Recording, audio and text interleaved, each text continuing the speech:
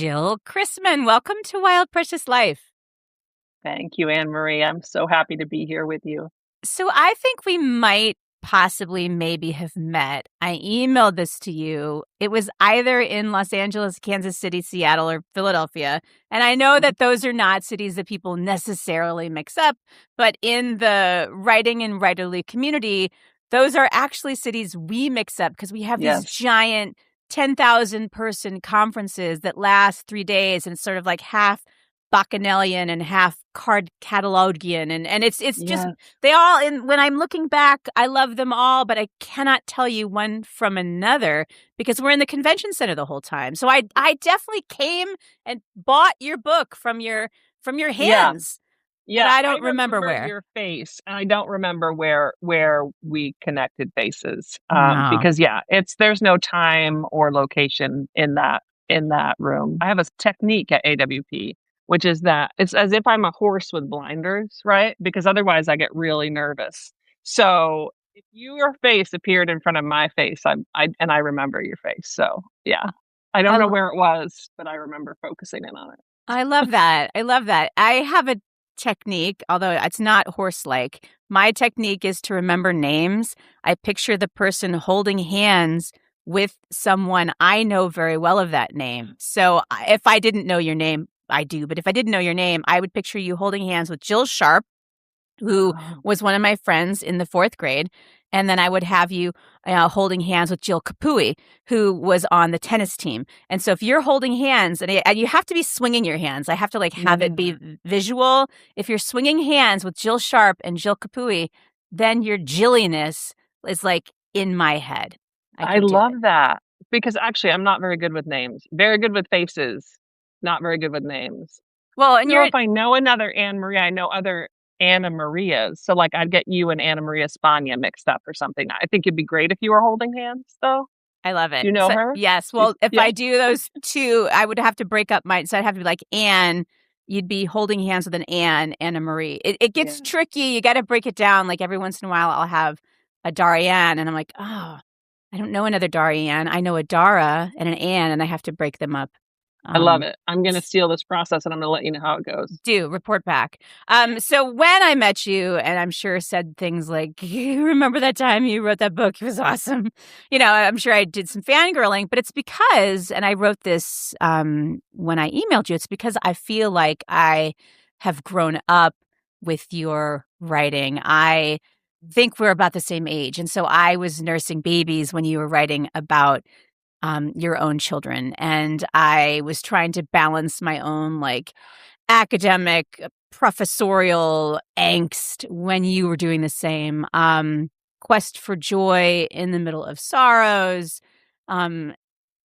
trying out a spin class at the Y. I was just going through my Jill Christman greatest hits, and there are a lot of them. So even before I knew you, which happened 2 minutes ago, I knew your work and was grateful for the kinship and the familiar nature of what you were going through, because it was a lot of what I was going through too.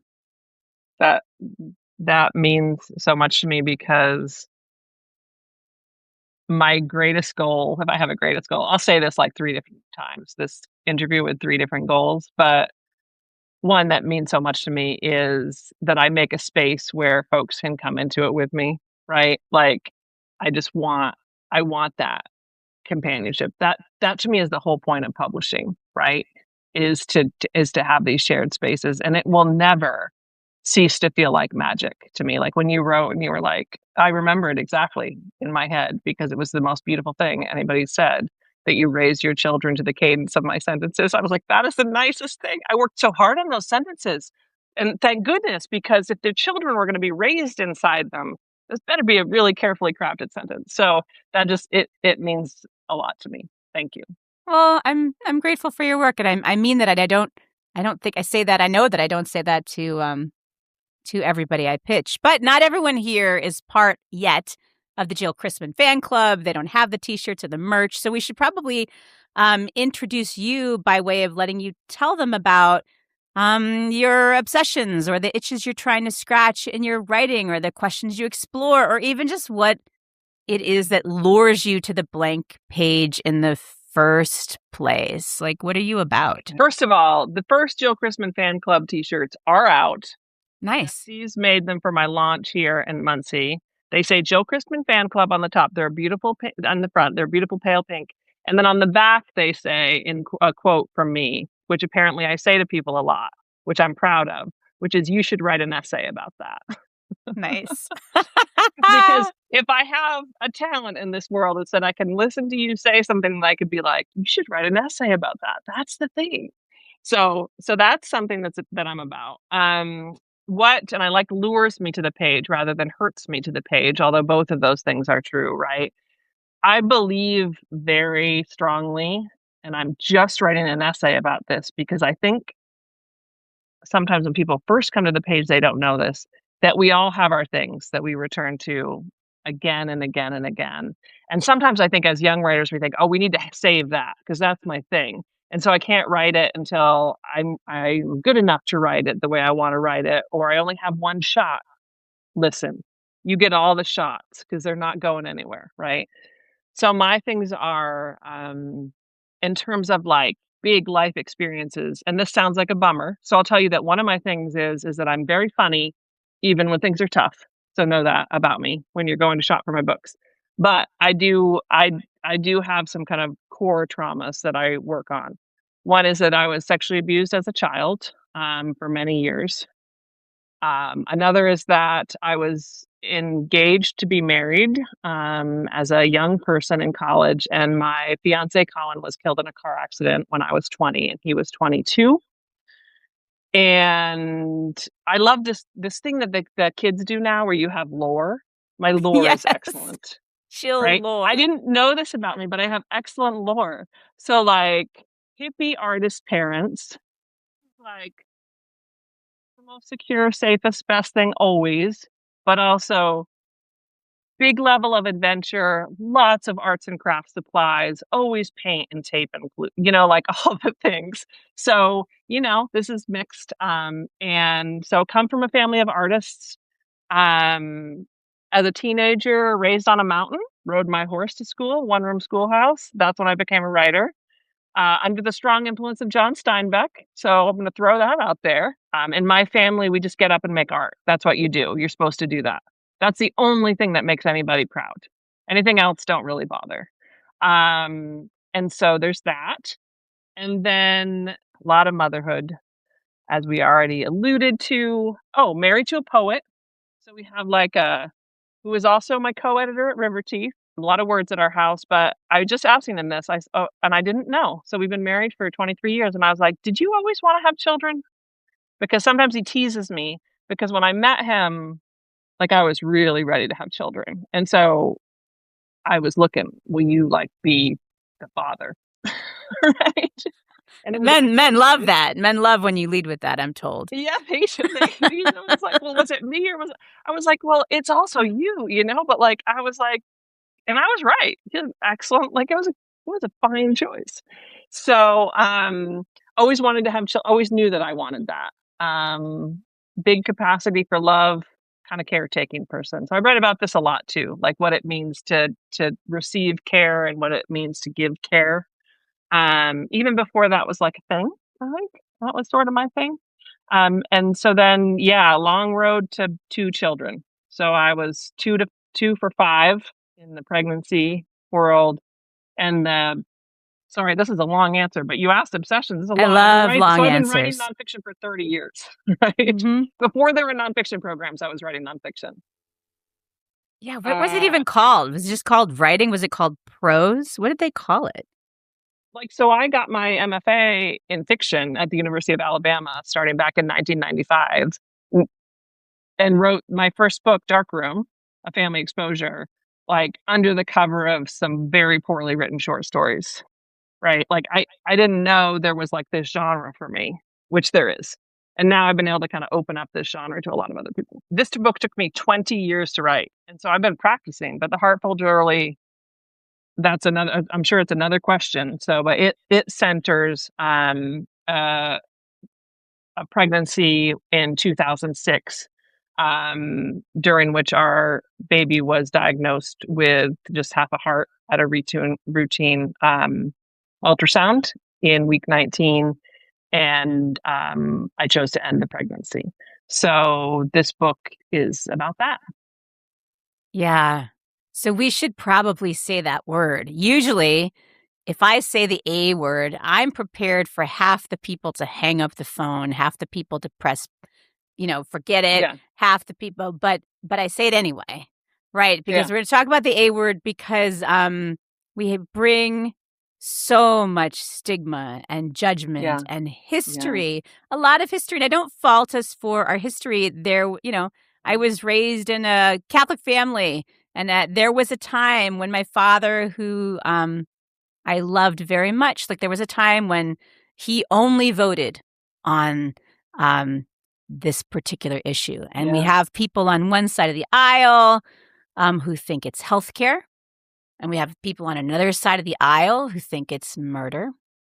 Yeah. We have those of us who believe it is freedom and choice and yours to decide. And we have other people who don't. But we're going to say the word abortion, and we'll even pause and give those for whom this is not their cup of tea a chance to leave. However, Jill Christman, you wrote a book about abortion and how much you wanted a baby. And I want to say that again. You wrote a book about abortion and how much you wanted to have a baby. And we have this idea that those are two different women.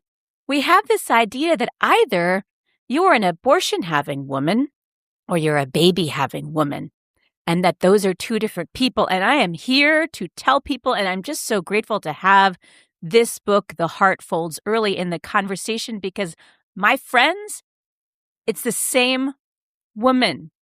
It is the same woman. Again and again, I meet women for whom the pregnancy did not go how they anticipated.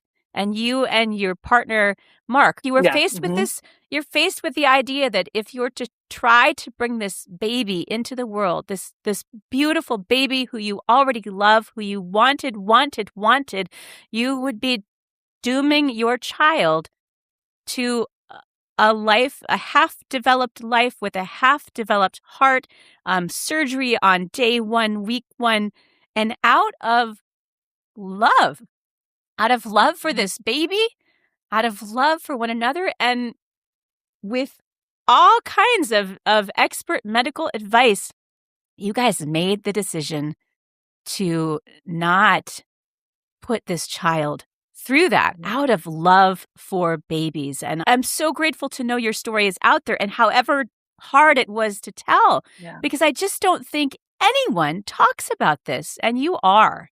So thank you, and there's no question there, and the floor is yours. Yeah, that was the most beautiful summary of this book that I have ever heard. And yeah, I don't even know where to dig in there. I'll start with the love.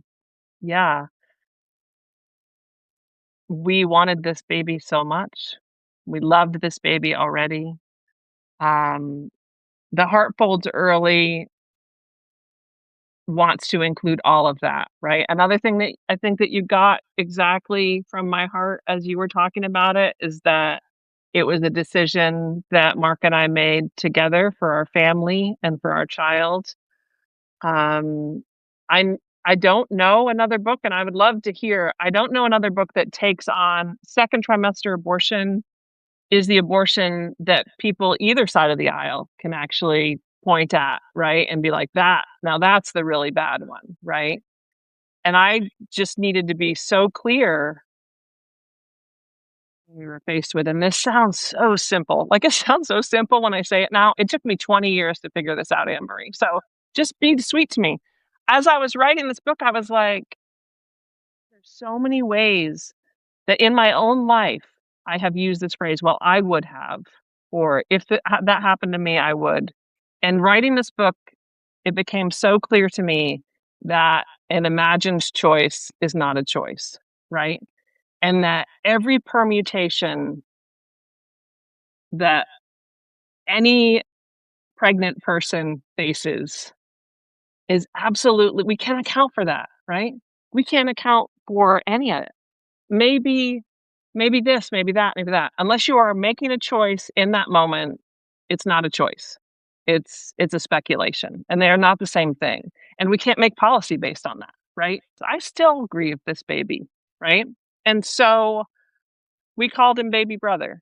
And so when I was writing the book, I thought, do I say that? Like, if I thought of him as our baby, as I did, if I loved him as we did, if we named him, he and his father and his big sister, and called him by name for those first 19 month weeks, sorry, can't even count anymore, of gestation, did that mean somehow that make the choice that we made, right? And there were all kinds of things like that. Did I say that Mark had something to do with there are ways that, again, on either side of the aisle, that we're told we can talk about abortion and the things we're not allowed to say, right? So could I say, and still be a good feminist, who believes that abortion is healthcare, right? Say that I suffered after he was gone and not have that read like regret, right? And not have that be something that someone would point and say, "Well, look at her. She's a mess," right? Um, and boy, did I grieve, and that was not regret, right? Or that Mark and I made the decision together, right? Ultimately, my choice because it was happening in my body, right? But our family, right? This wasn't happening in a vacuum. Or, and this is such a big one for me, I thought really hard, and it almost stopped me from writing the book, about parents who had received similarly devastating diagnoses who made a different choice, right? Who maybe are staying up all night checking blood sats for oxygen, right? And they need to know that they made the right choice too, right? And I get that. Like, I get that. I didn't want my story to read like judgment on anyone else. I just wanted my story to read like my story. Yeah, and it does, Jill, it does. Your story, to me, was the story of what was happening inside your body, inside your marriage, inside your family, and with the consultation and wisdom of multiple doctors over multiple Yeah, days and weeks, you guys arrived at a really difficult decision. We have this idea that the right decisions are the ones that feel easy, and the yeah, wrong decisions are the ones that feel hard. And that's bullshit for anybody who's ever done most of the things that are right are hard and difficult. I would love it if the right things were, yeah, I mean, easy. We could just eat candy all day, but yeah, that sometimes the right decision for you might not be the right decision for me. But we live in a right. world where you get to make that. I don't want to be in charge of your uterus, Jill. I don't know you like that. I don't want to be up all in there, and I don't want you in charge of mine. And I just like it's just we have this insane backwards walking um, governance right now where we have men in suits in cities thinking that what we should do is I sat in a doctor's office when I was pregnant. We had a miscarriage. I know that you also wrote about miscarriage, but we were having the ultrasound that was supposed to be joyful. We had our daughters in the car, and we were going to be going to the ice cream and the park, and we had a day Yeah, planned, and the ultrasound was just a quick. I was going in, and they were in the car, and then the ultrasound technician said, I'm not loving this measurement. I want us to send you to a higher quality. And then even then, I'm like, okay, sure. Sometimes a little flaky. I'm a little flaky with the first day of my period. And so I probably made that. And so I go across town to a different one. And I didn't even know what was happening. I was still in ice cream and kids in the car. And maybe you take them to the playground. And if I had had to have one more person when I finally clued into what was happening with my body, if I'd had to have a politician in that room with me or other moms with their ideas, it was hard enough to make that decision what was going to be right for my family and my partner and this child who we wanted very, very much, who we miscarried. And see, I even use the word child there, and we get in trouble, right? Because how can I be a a feminist who believes that abortion is healthcare and choice is real, and use the word child. But to me, because you this loved was the baby already. this was a Like, both baby. of those things can be true at They the same are. time. They They are. just simply are. They are. And I think that for those of us who've been through it, we know it, we feel it, we understand it, we recognize that in one another, because it's 1 in 4, right? Yeah. It's 1 in 4 women Yeah. have lost a pregnancy, have lost a child. 1 in 4, and we have no rituals, we have no language, we don't talk about it for fear of politics, for fear of retribution, for fear of, oh gosh, if I invoke these words, it no one wants to be at that book club.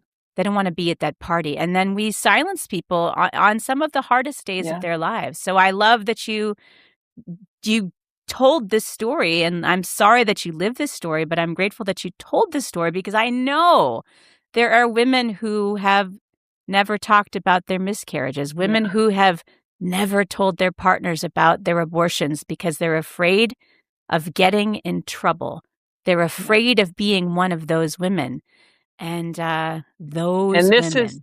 And this is how, like, they, I mean, we could define they a lot of ways, but hold the power over us, right? By defining the terms of the conversation, right?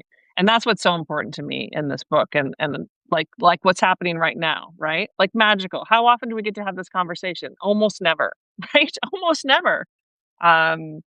So I'm very sorry that we share the intimacy of this experience because of your experience, and I am sorry for that. And I wish we 1 in 4 could be having this conversation on the street corners when we're walking our dogs, right? Because it's healing, right? All of these things that we hold inside as if shameful, as if it's somehow shameful to have had a miscarriage, right? Or we have to check our language to make sure that we're not somehow hurting the cause, all of it.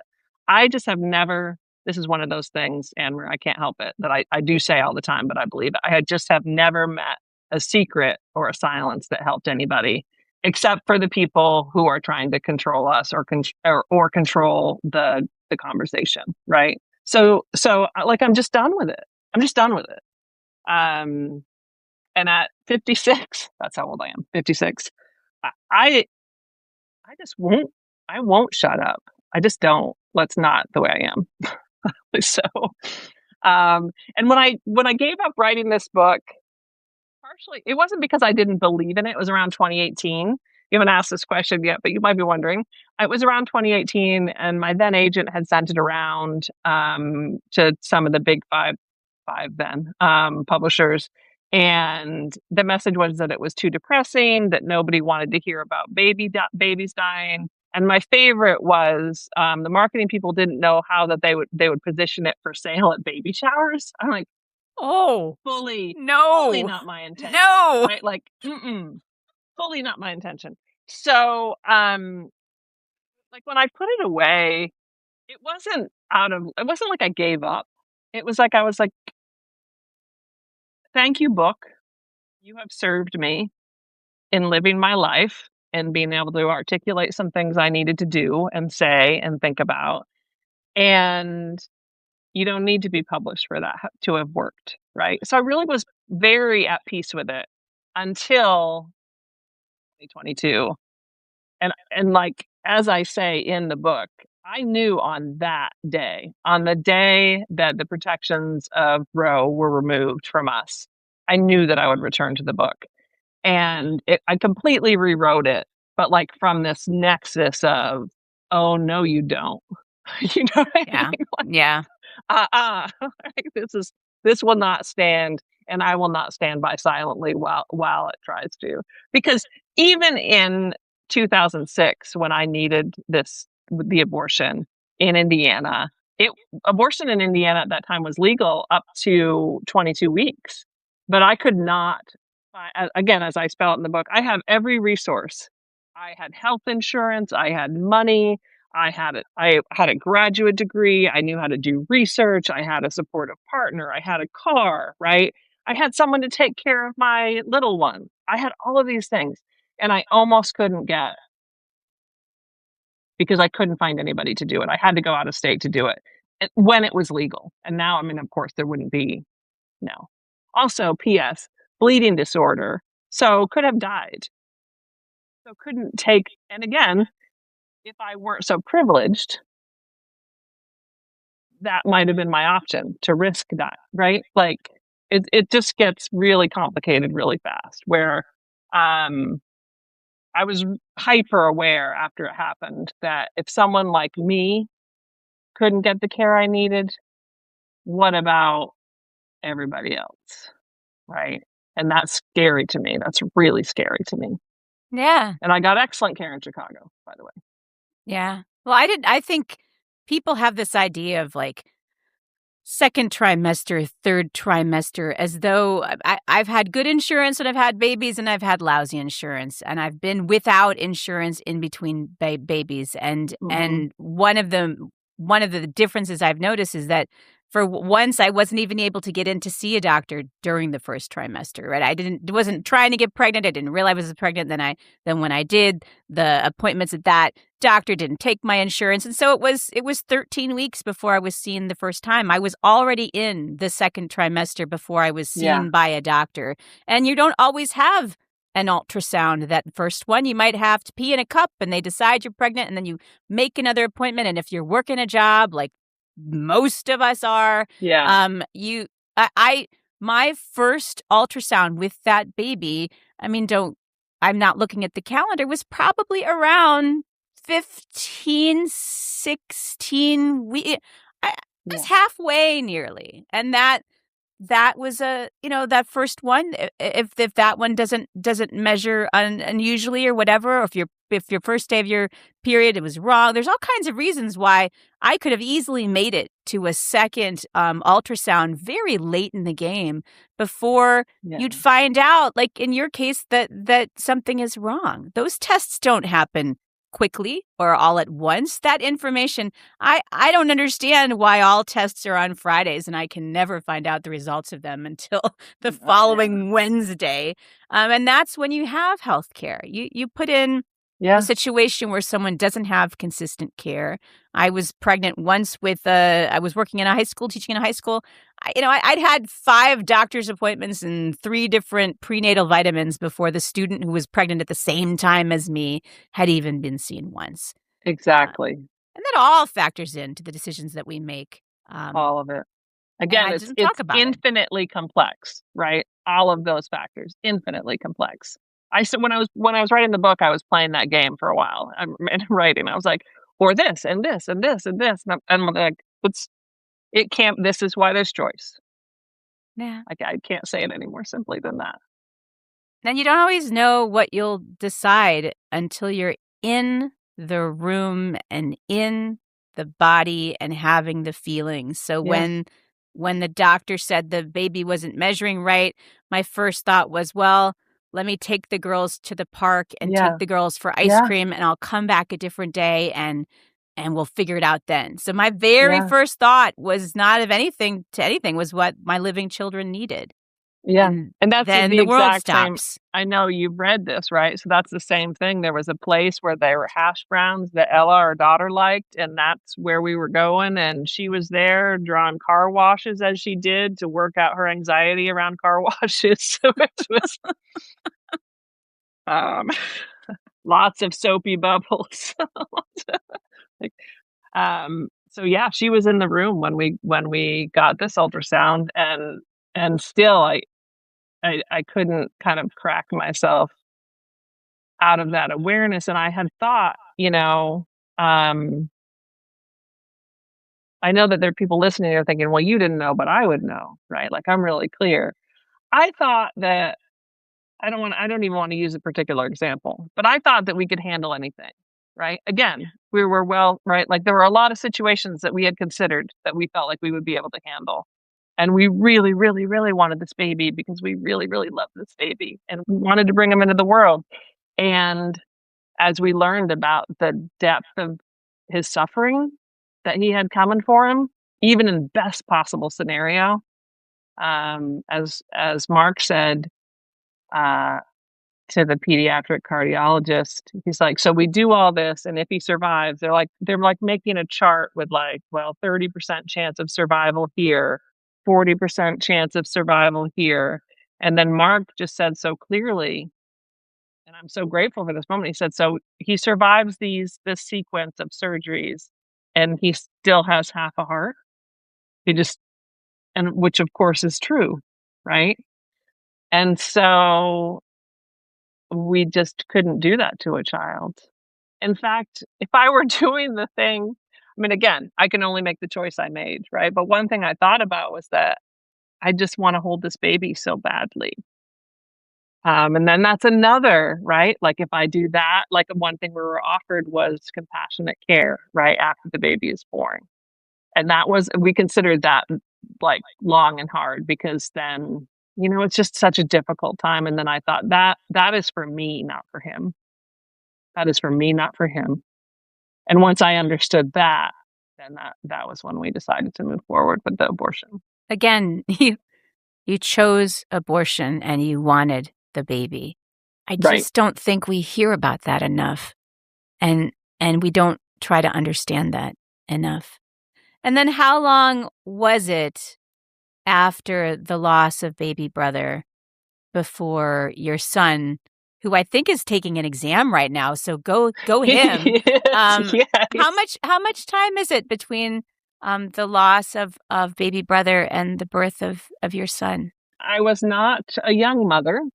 And so I was already in the category helpfully named by our male gynecologist of geriatric.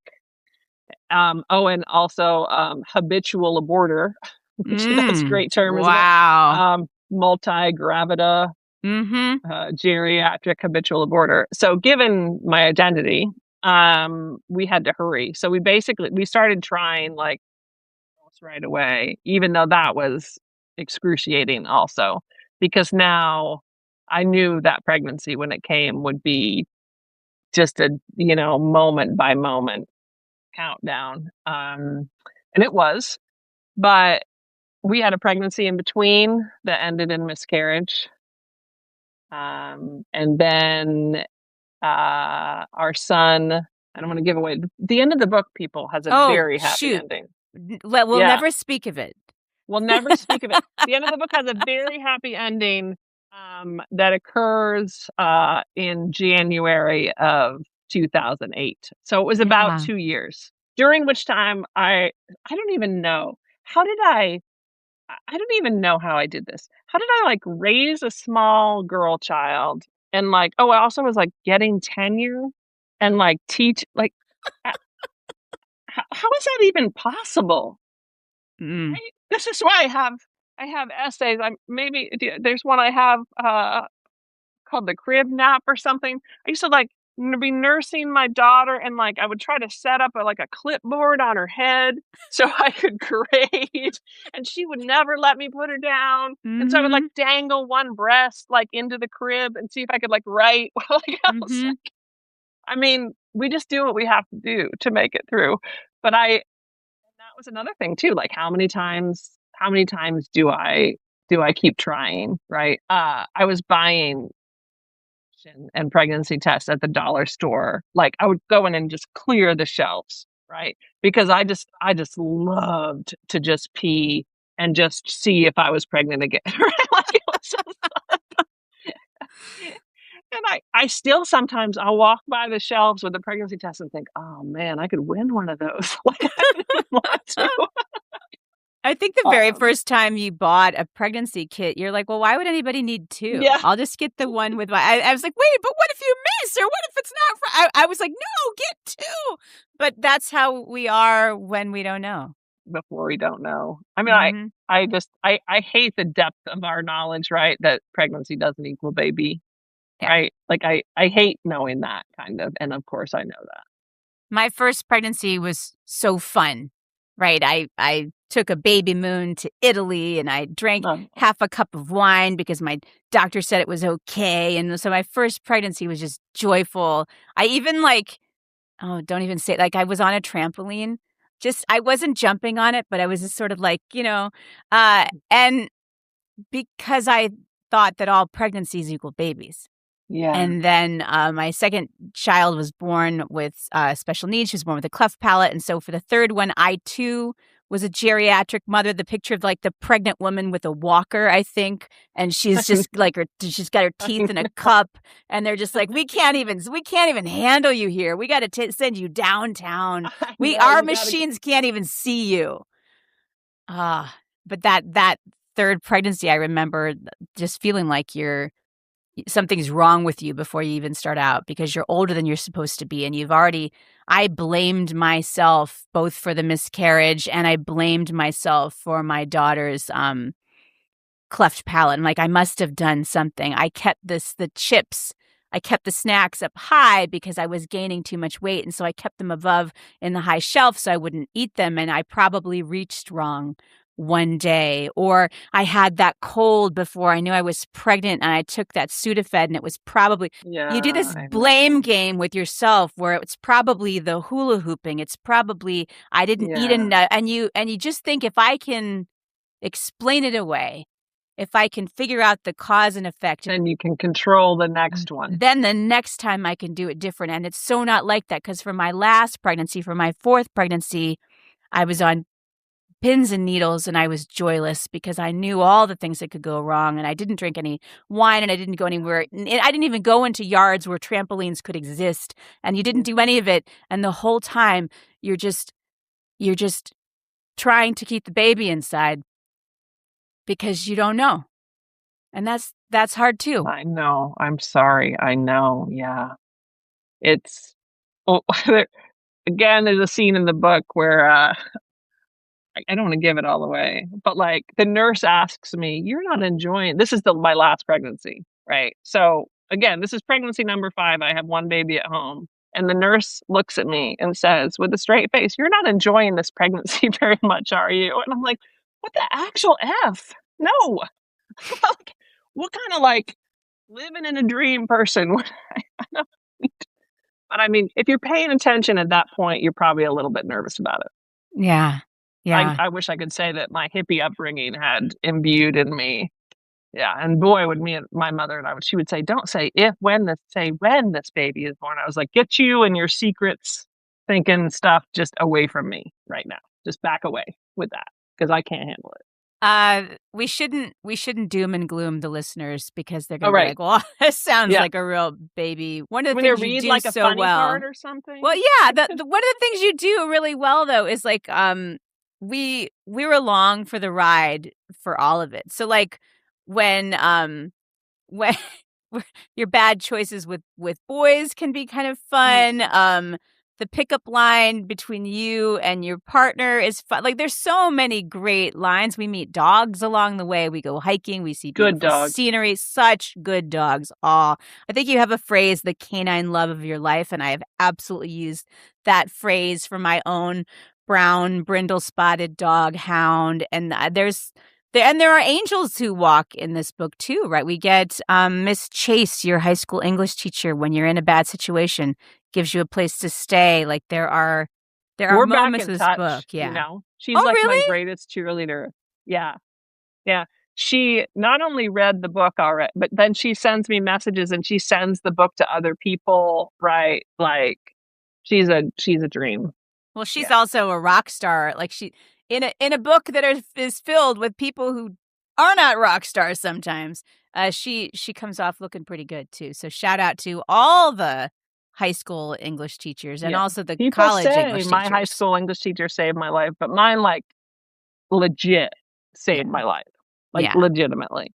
Yeah. So you can read all about that, but she totally did. So agreed. I'm still grateful. I was like, "Listen, you have your book club get together. I will come visit. I will come in person. We're not even going to Zoom this. You just let me know and I'll show up. I'll be there."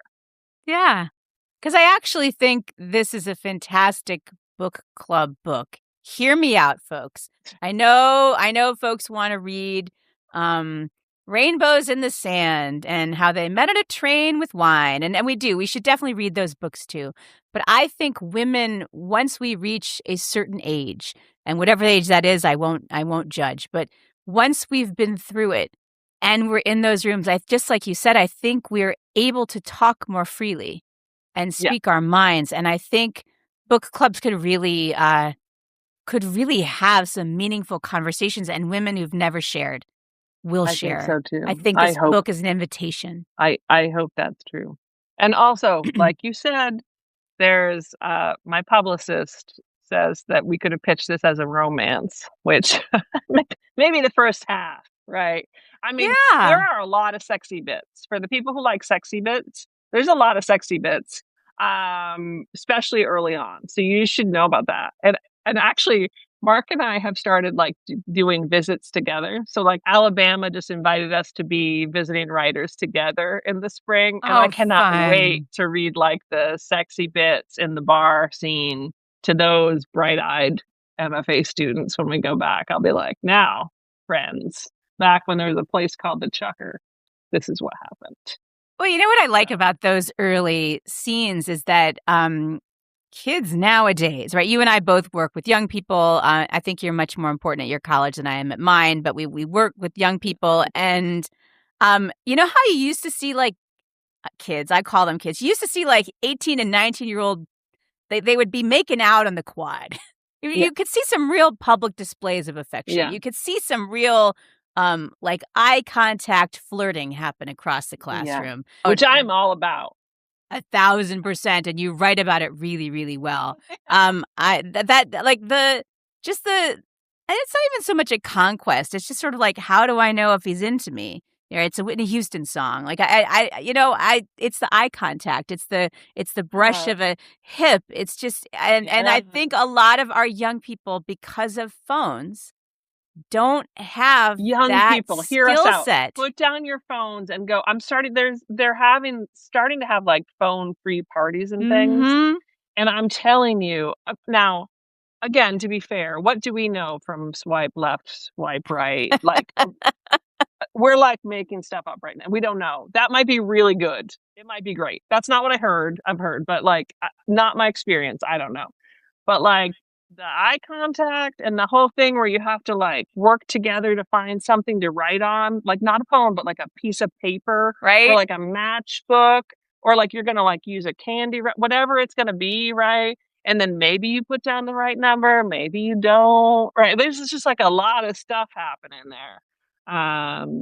And or like those missed connections in the I read that used to be like our college papers used to all have these like missed connections. So like Right? you at the coffee shop, 9:30 in the morning, right? Mhm. Brown hair, eyes like an angel. Just I read like all that of was those, and I'd be like, "Is looking this for me? Is this me? it Is was this like me?" it was just like super juicy. It was super Yes. juicy. And mistakes were made, right? Like it's a confusing like The guy that you picked up during the library fire drill turned out not to be the one. But it seemed like he was the one during the evacuation, and you had to sit there on the steps outside in the dark and the cold anyway. Yes, I yeah, just wish that our students had a little bit more chance to. I think they could still bring it back. Yeah, I think they can. yeah. Like if you're listening to the sounds of our voice, really do it. It's super fun. Make flirting good again. Yeah, make flirting good again because eye contact, it's just fantastic.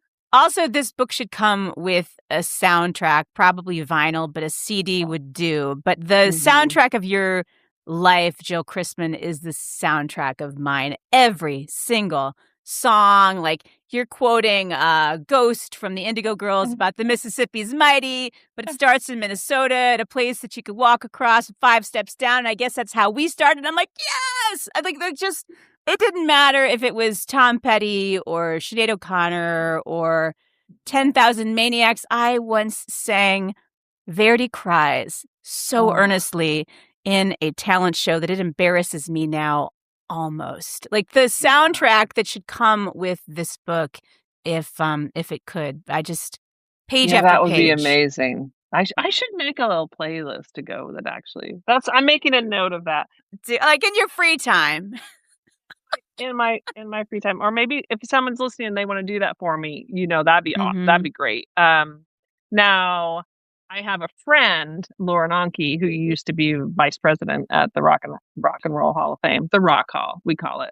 And she made a playlist for I tell you this because it's up on this is like real legitimate stuff.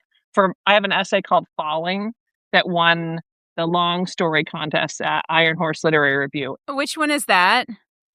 You probably haven't even read it because they made it into like a single author ebook, basically. You can get to it from my website. Okay, it's called Falling. It's one of the only ones that my son is in because he prefers not to be written about, but he actually gave me permission to write this one during the pandemic. So he's in that one.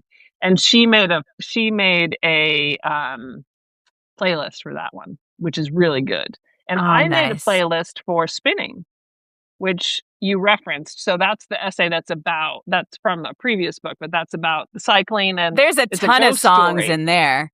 Yeah, it's a ghost story. So I actually I made a playlist for that, and you can get to that from my website too. Jill Christman. Okay, cool. Like, I believe in the music and just the way that just truly, right? It happened for you. We witnessed you doing it, right? When you were remembering. Just music is one of the best portals to memory that I know of, right? Groovy Kind of Love plays, and I am back in the hallway that smells a little bit like formaldehyde because we're dissecting frogs that week, and Matt G has just broken up with me, and I know that I will never be okay again. And Matt G, if you're listening, I know you're not. Matt G is too much of a fool to do this. He's a fool. Yeah, but some writing teacher somewhere would have told you not to include any pop culture references because they wanted your work to stand the test of time. And to that, we say bullshit and put them in there because, boy, oh boy, does it connect you with a reader in a time and place. Agreed. Don't hold back on those illusions that you have that you want to use because some writing teacher scares you away. If someone needs to look something up, that's okay. They might find something they didn't even know was there. Exactly. Right? Yeah. It's magic. Exactly. I could just yap at you all day, but I realize that it's the end of the semester and you probably have a paper or 8 to grade. Or I don't know, maybe. I don't want to be that professor who talks about whether or not she's finished her grading. Okay. It turns out we can't be friends after all. I take back everything I said, and I didn't tell you. No. I might have papers. I might not. I might have had 3 students text me today that they're gonna maybe turn in the paper that was due on Saturday, and could they have extra time because of reasons? And I am texting them all the emojis I know. I'm like, I must have it. So I'm still in that zone. Oh, get another week. One. Yeah, that's a tough one. I was thinking of your Miss Chase. I'm like, what would Miss Chase do? She would probably let him turn it in. So Miss Chase was tough. I actually have a whole nother manuscript that's going to be. Sorry, this also sounds dark.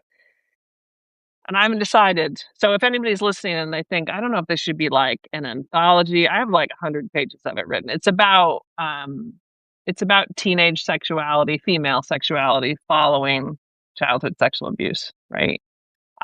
Because the thing that Ms. Chase gave to me was the capacity to consent for real for the first time by giving me a safe place to be.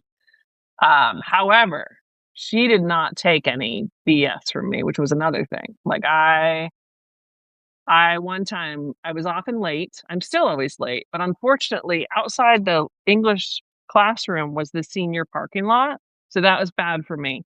So, and I had an 8 a.m. class in Miss Chase's. So I'd have to like try to like duck below the windows and kind of creep in. And you would think because of my brilliance with literary critique that she would have just let that slide. But no, in fact, she was watching very carefully. She sent me to detention. I talked my way out of detention because I worked in the office. And why would I go to detention when I could be getting something done? Didn't make any sense to anybody, which the office people went for. And then Miss Chase caught me. And I can still feel the moment. I was like it was at the mimeograph machine, that you had to use your hand over. The crank. And I heard the door open and I could still see it in slow motion. I looked and she was there and I was like, and boy, was I in trouble. The phrase was, you think you're better than everybody else. Oh. Oh. Off to detention you went. All right, so the Oh, Miss man. Chases of the world held us accountable. Miss Chase and I say, get your papers in. They're Get not, them in because yeah, you are special, but that doesn't mean the rules don't apply to you. Let me exactly. tell you. Exactly. Yeah. Hey, we always close with some this and that questions, a little lightning round for you. They're not necessarily about the book. So let's see here. Dogs or cats? Dogs. Coffee or tea? Coffee. I mean, I'm drinking tea right now, but coffee. All right, I won't tell the coffee that you're cheating on it. Mountains or beach? I mean, it has to be mountains because I'm a mountain girl, but boy, do I love the beach. I mean, I truly actually raised kind of on the beach and on the mountains both. Yeah.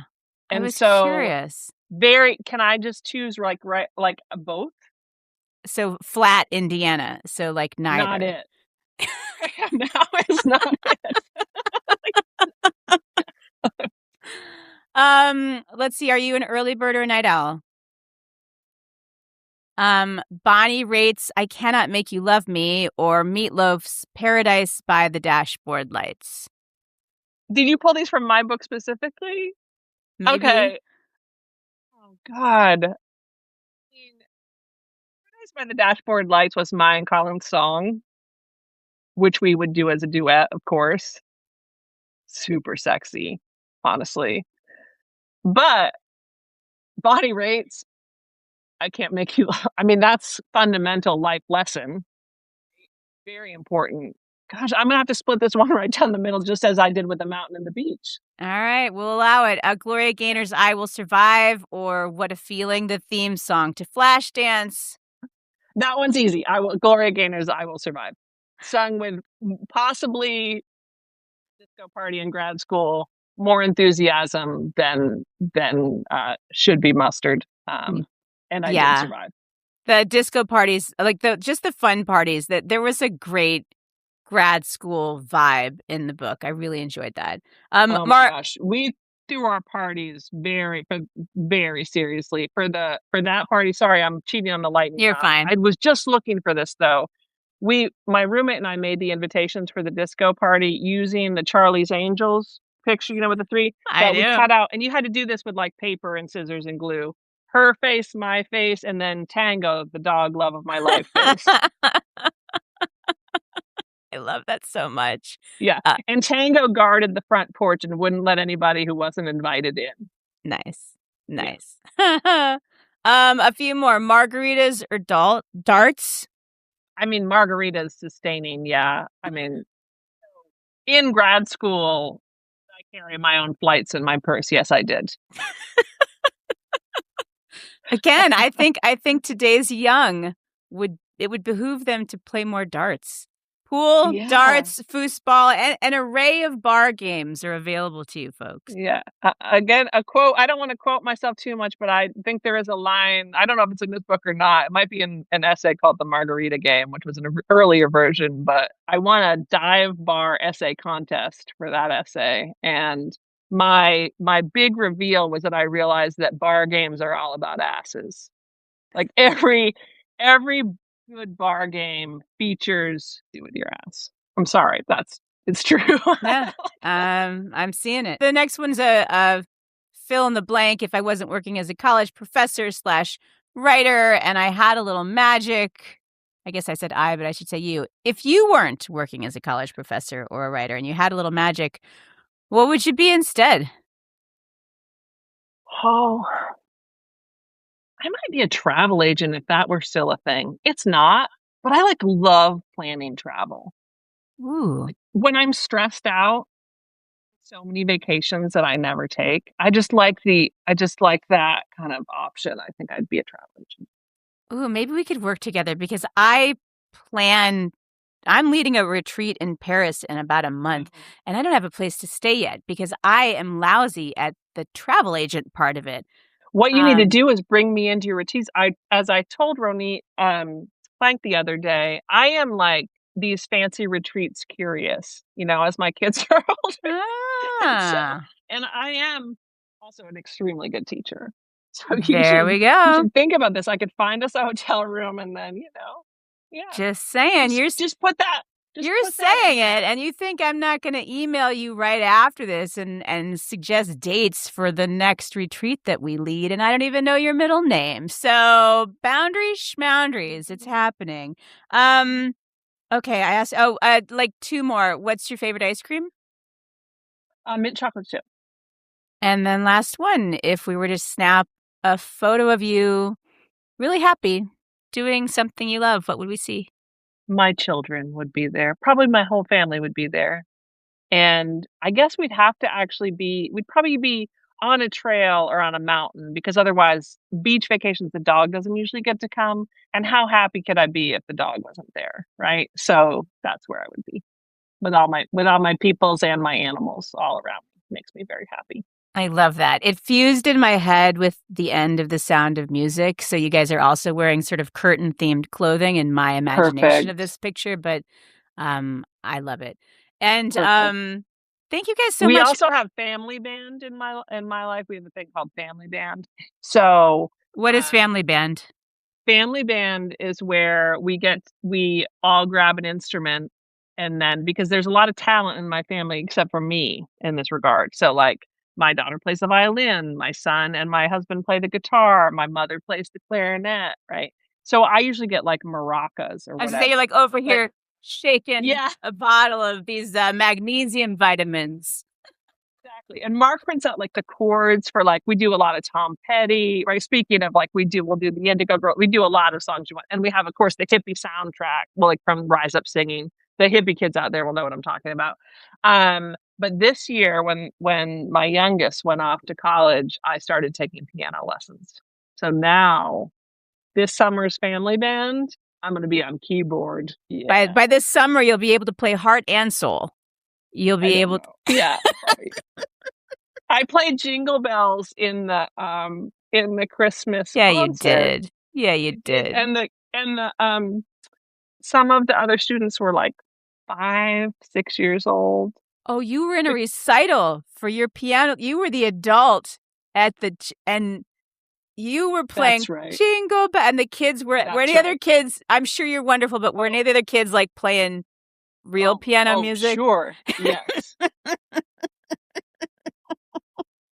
Okay, I love that. I recommend to all the adults out there trying something new that you actually have no experience with, and both understanding again what it is to be really bad at something, which is actually good for us, and having that be okay, but also having something that requires so much concentration. Like when I practice the piano, it feels like meditation to me because all I can do is be like, okay, where's my favorite, and it's a gift. I love it. Like it clears my mind. So whatever that would be for whoever's listening, do it.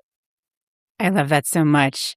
Oh, well, Jill Christman, the shape of the words that you write really does fill like a hole in my heart. Like it really does. Like the things that you write, just they find this place deep inside of me. So I'm so grateful for the gift of your work. Oh, thank you, Annmarie. I'm so grateful for the gift of your time. And wow, all that reading, right? Look how much time you've dedicated to me. You don't have a lot of time to spare. Thank you. I read ahead.